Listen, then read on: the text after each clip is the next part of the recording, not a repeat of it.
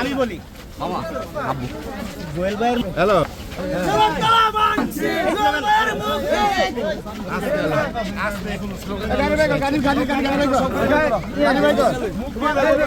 ভাই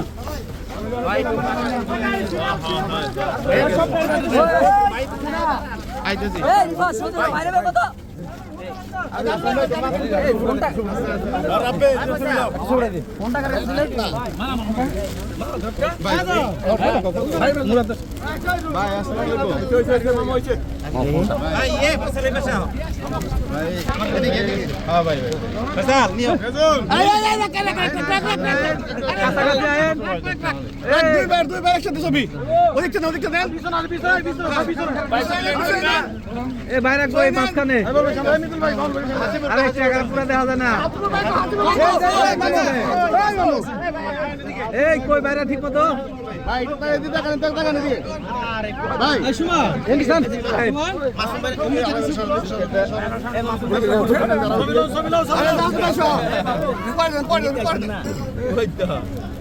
হ্যাঁ ঠিক আছে ঠিক আছে না হ্যাঁ ঠিক আছে ঠিক আছে বাই বাই বাই আরে লই তো পারতাছি না ঠিক আছে এই লই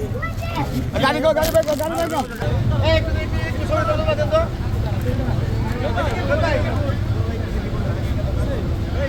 ভাই ভাই ভাই ভাই ভাই থাক নাই রে ভাই ভাই ও ভাই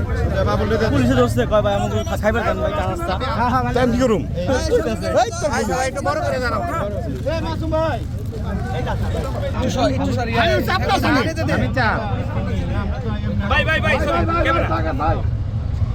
আপনি যাই কে রাহুল ভাই পরে ক্যান্টিনে বইয়া এই আমগো সবাই ভিডিও নাই না সুন্দর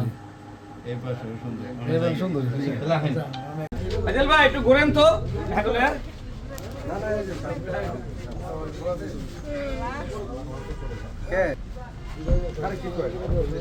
খুনি হাসিনা সরকারের আমলে 2013 সালের গাড়ি পোড়ার এক মামলায় 3 বছরের সাজা ছিল। সেই সাজায় আমি আত্মসমর্পণ করেছিলাম।